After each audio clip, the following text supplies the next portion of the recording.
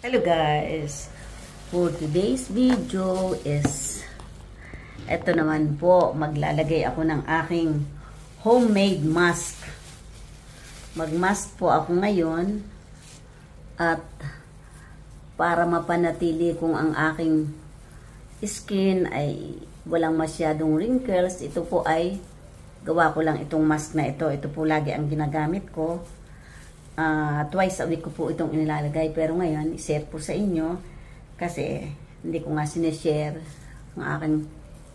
Ito po ay para ang wrinkles ay hindi makontrol ba, hindi talaga siya hindi talaga siya nakokontrol ang wrinkles, at saka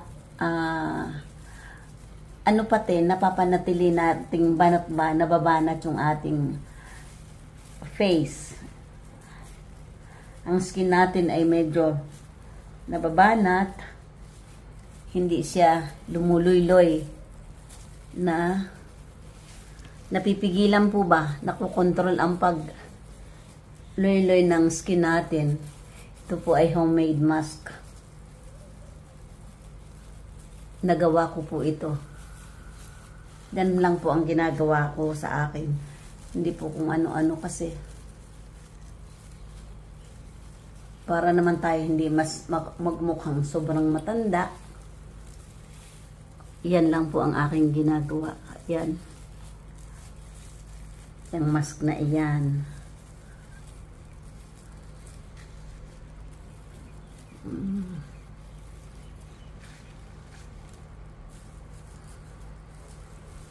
Yan lang po ang gawa ko para mapanatili ko ang aking face ay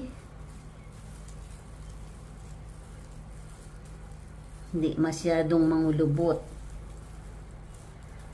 Ganyan lang po.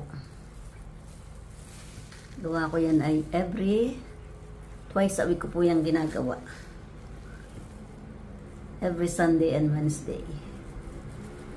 So, yun po ay Lucy's face mask. Gusto po nyong malaman kung ano ito, pwede ko pong i-share sa inyo.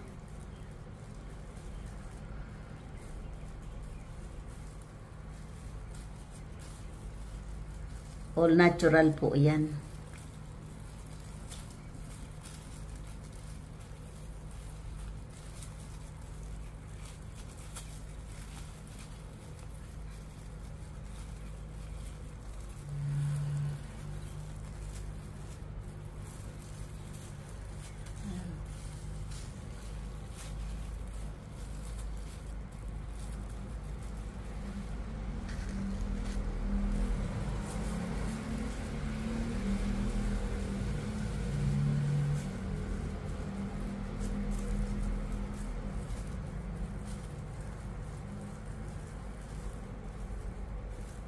Yan po.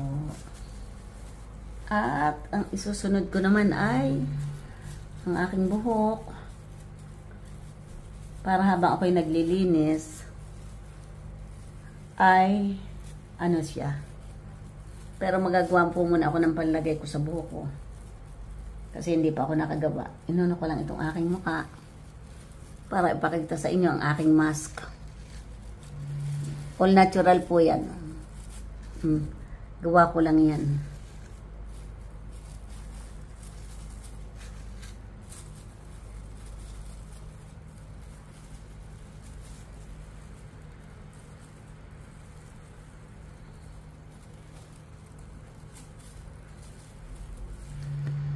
So, iyan, gagawa naman ako ng pang-ano sa aking buhok. Tapos, pag natapos ko, saka ko ipapakita sa inyo kung paano ko ilalagay sa buhok ko. Kaya napapanatili ko siyang malusog yung aking buhok.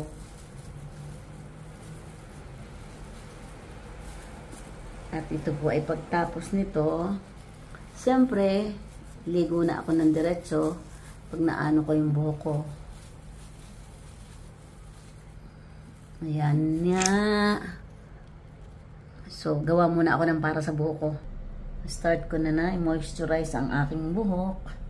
Yan naman sa buhok naman ako ngayon. Para lagi siyang healthy ang aking buhok. Ganyan lang po ang ginagawa ko. Ginawa ko lang yan. Tapos, i-stay ko siya ng half an hour. Balutin ko siya sa plastic. Yan po ay lahat ay natural. So, yun nga. Pero hindi ko pinapaabot sa anit.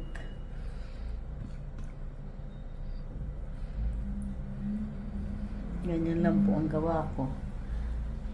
Ako na lang mismo ang ano na sa aking buhok. Tapos,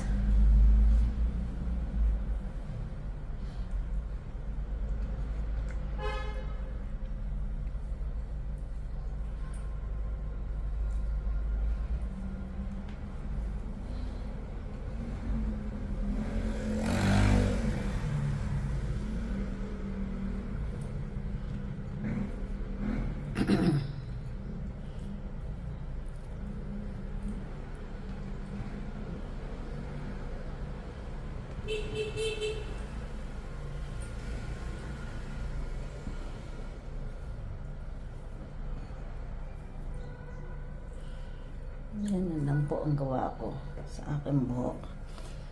So, stay ko siya ng half an hour.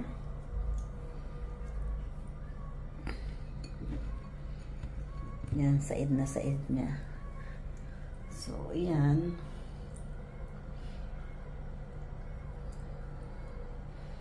Pero hindi ko nilalagyan ng anit. So, stay ko siya ng half an hour or 20 minutes. And then, habang ako'y naglilinis ng aking kusina, so, nakababad ang buhok ko. Shampoo, iyan, ayos na siya. For 20 minutes. At yan, na-remove ko na yung aking mask. So, lagyan ko naman siya ng moisturizer para mag-stick yung elasticity ng aking skin. Ganyan lang po. Itong pong moisturizer na ito ay Avène. Avène moisturizer na talaga namang napakaganda. Yun nga, natapos ko ng ang ginagawa ko lang pong mask ay natural mask. Lucis mask. Ganyan lang po. Tapos, massage ko na siya. Ang moisturizer. Laging upwards. Yan.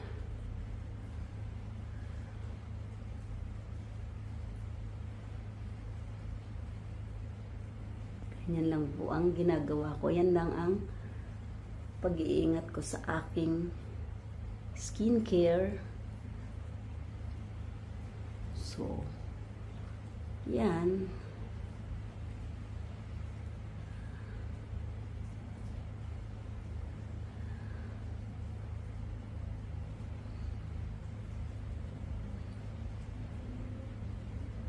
Ayan. So, ayan. Nalagyan ko na po ng moisturizer ang face ko. So, massage ko siya sandali. At yan. Natapos ko na. Till tomorrow morning na po yung moisturizer na yan. Hindi ko na po siya nilalagyan niya ng kung ano-ano. Ayan lang po. Ang skincare ko.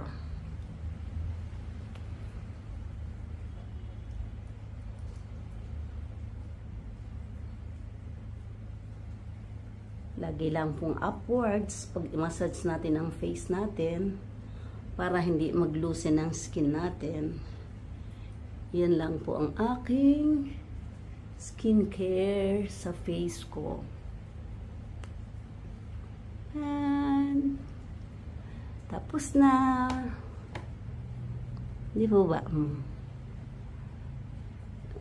Namumuti na ngayon ang aking face kasi tapos na summer. Sunog ito pag summer. Kasi swimming. Yan nga po. At tingnan ko naman yung aking hair. Hair naman ang aking i-check. Diyan guys. Ito nga ang aking nagmask din ako sa buhok ko ng aking ginawang mask. It's all natural mask. So, yan po. Ang gagawin ko naman ay lagyan ko siya ng aloe vera, yung anit ko. Kasi nga, pag umiidad na, nalalagas ang buhok. So, ang ginagawa ko po, pagkakapaligo ko at pagkakatapos ng shampoo ko at aking nilalagyan nga yan ng mask, ay ngayon naman nilalagyan ko naman siya ng aloe vera na sa roots ko po talaga yan inilalagay kasi kung may malagas man, may bumabalik. Tumutubo. Kaya po napapanalitili kong malusog ang aking buhok. Yan ay lahat ay natural care. Kasi nung nabubuhay pa ang nanay ko, pag nanlalagas ang buhok namin, aloe vera lang talaga ang ikinukuskus. At yun, tumutubo. Basta po't malinis ang anit. So, kaya ako'y may tanim na aloe vera talaga. Kasi, para manatili kong malusog ang aking buhok. Kasi hindi naman ako nagpapaiksi ng buhok. Hindiyan ko yan sa mga una-unahan ko inilalagay kasi kung may malagas man yan kasi ang nakikita. Tsaka hindi na nga ako nagkukulay ng buhok. Hayaan ko na siyang maging all white. Kasi ang pagkukulay din ng buhok ang siyang is nakakalagas pag ikay umiidad na. So, tanggapin kung ano yung dumating. Total naman, tayo nga ay umiidad na. So, tanggap na lang kung ano, diba? So, ayan. Nalagyan ko na ang anit ng aking mga buhok. Yan ay, hindi ko po yan tatanggalin. Papapanatilihin ko na yan diyan. Hanggang sa bukas ko na lang ulit yan liguan.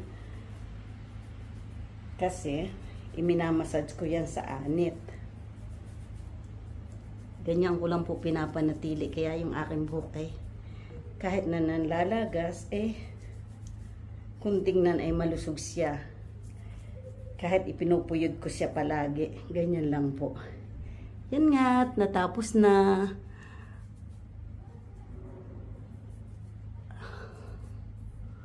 Tapos na. Aloe vera po yung, may tanim po talaga akong aloe vera. Para lang yan talaga sa buhok ko, sa mga ko sa mukha ko. Isa ko po yung ginagamit.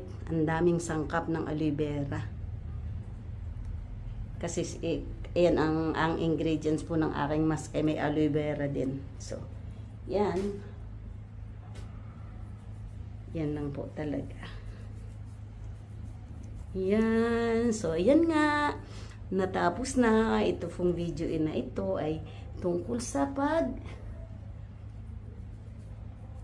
kung paano panatiliin ang buhok natin na malusog. Yan lang po ang ginagawa ko.